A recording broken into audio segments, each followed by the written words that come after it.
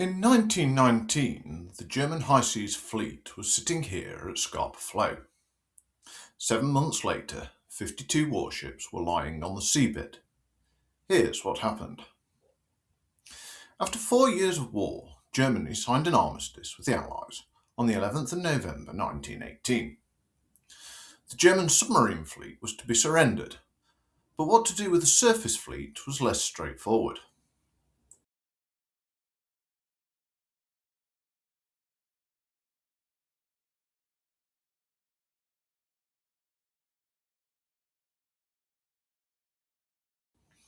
Britain, France and Italy had different ideas about its fate. Britain wanted the German ships destroyed, while France and Italy favoured dividing them between the Allied navies. For Britain, allowing the French and Italians to take possession of a large part of the fleet risked weakening the Royal Navy's dominance at sea. There was another problem. The Germans could not simply scuttle the ships themselves. The terms of the armistice prevented them from destroying their fleet while the Allies decided what to do with it. The compromise was to intern the ships in a neutral country while the negotiations continued. Norway and Spain were approached, but neither was willing to take responsibility for the German fleet.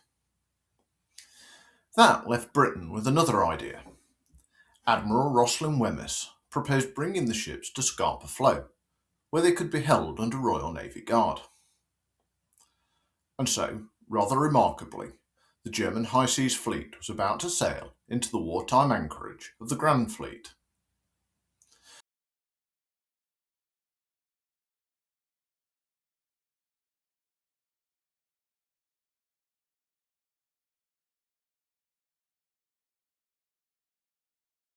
There was little room for the Germans to refuse.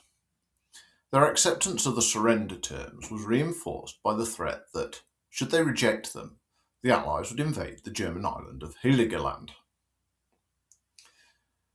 Admiral Hipper sent a representative, Rear Admiral Muir, to meet Admiral Beatty aboard his flagship, HMS Queen Elizabeth, on the evening of the 15th of November.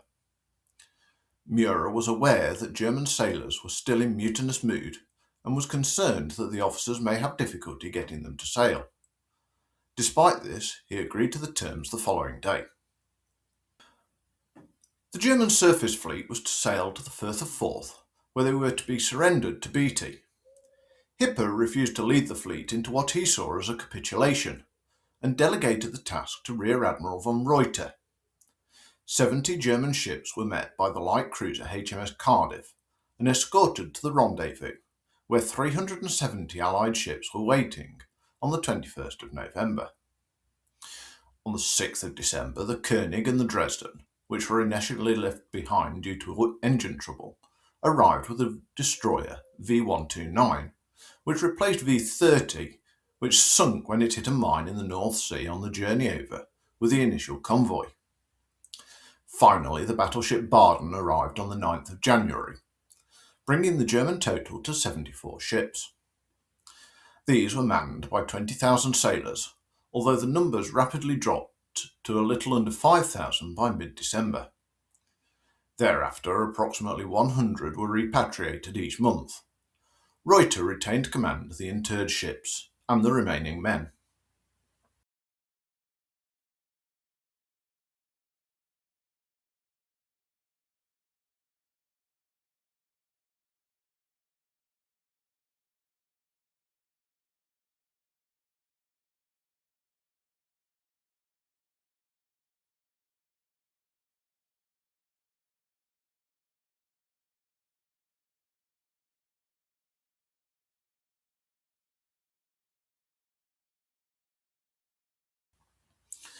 Regardless of the ultimate fate of the fleet, the Treaty of Versailles explicitly stated that all interred vessels would be permanently surrendered at the point of its signing.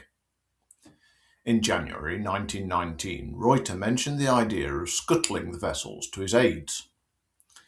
By May, he had started making serious plans for the ship's destruction.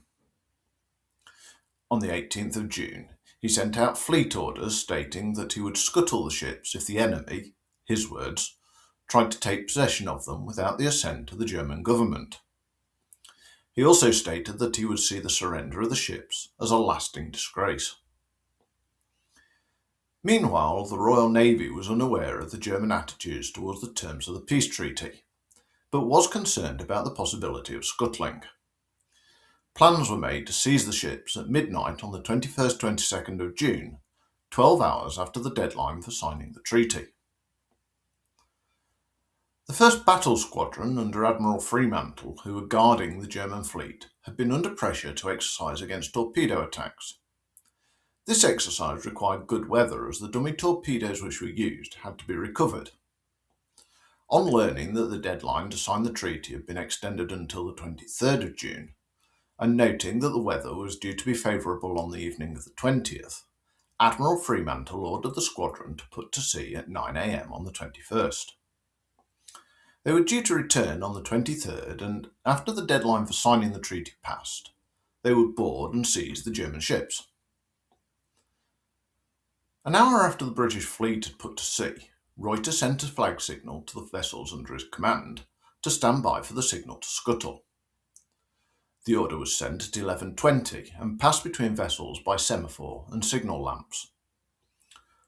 Watertight doors were left open when sea cocks and valves were opened, letting water flood the vessels. In some ships, holes were bored into the bulkheads to accelerate the entry of water. The first ship to show the effects of the scuttling operation was the Friedrich de Grosser, which listed heavily to starboard around noon. At this point, the German battle ensigns were raised from the mainmasts, and the crews began to abandon ship. News reached Fremantle at around 12:20, and at 12:35 he cancelled his fleet exercise, making full steam back to Scapa Flow. When he arrived at 14:30, only the largest of the vessels were afloat, and by 1700, 15 capital ships, 5 light cruisers, and 32 destroyers lay at the bottom of the sea. The other 22 vessels were beached by the British. Over the course of the afternoon, over 1,700 German sailors were picked up and transported to Invergordon. 9 had been shot and killed, and a further 16 wounded, by guards who panicked during the abandonment of the ships. Reuter was brought before Fremantle on the quarterdeck of HMS Renown, where, through an interpreter, he denounced the actions as dishonourable. He later remarked privately, however, that he felt sympathy for a man in an impossible position trying to retain his dignity. The French were disappointed. They had hoped to receive a quarter of the surrendered ships, some 18 or so vessels. Instead, they received 4. Admiral Wemyss considered the scuttling a blessing, as it neatly bypassed the redistribution issue, and Admiral Scheer, chief of the German naval staff, was happy that the fleet had not surrendered, considering it a reflection of the tradition of the German Navy. Through the 1920s and 1930s, many of the vessels were recovered. The most intriguing of these was the battlecruiser Seydlitz.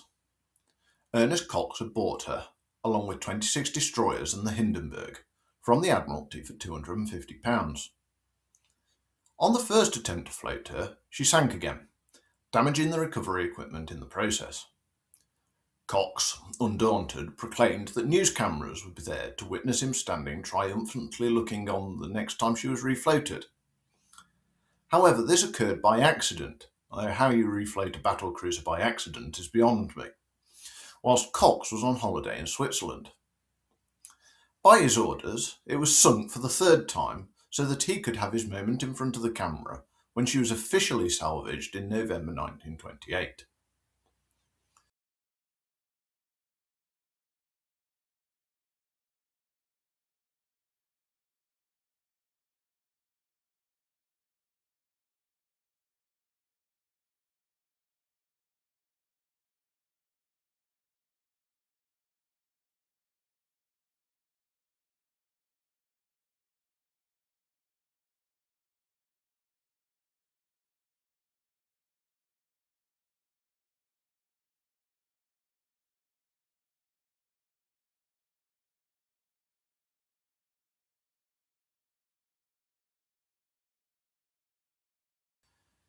With the outbreak of war in September 1939, any further attempts to salvage the ships came to an end. But the story of Scapa Flow didn't end with the German fleet. 20 years later, the anchorage was once again at the heart of Britain's naval war. It's that world we're trying to recreate with HMS Nonsuch. Subscribe to follow the project as it develops. The Royal Navy Home Fleet was once again on a war footing in the natural harbour. Scapa Flow was considered safe, but 20 years of neglect had led to a deterioration of the defences in the harbour. Anti-submarine nets were inadequate, and block ships had corroded and collapsed. What seemed a secure anchorage in fact brought a false sense of security, leading to complacency.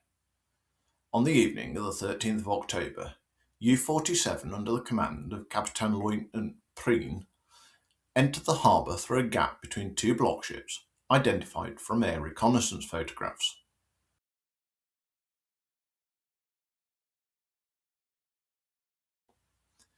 In the early morning of the 14th of October 1939, U-47 fired torpedoes at HMS Royal Oak.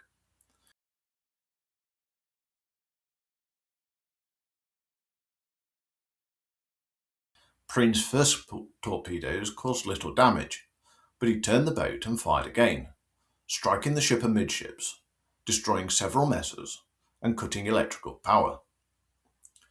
Cordite in the magazine detonated, sending a fireball through the ship. The vessel listed to starboard, pushing open portholes below the waterline and hastening the influx of water. Just 13 minutes after Preen's strike, the Royal Oak foundered with a loss of 835 sailors.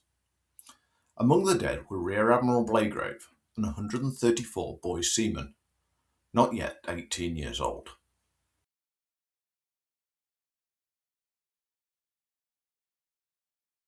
By 1940, Scapa Flow was once again the operational home of the Home Fleet, and this is the world in which HMS Nonsuch would have operated.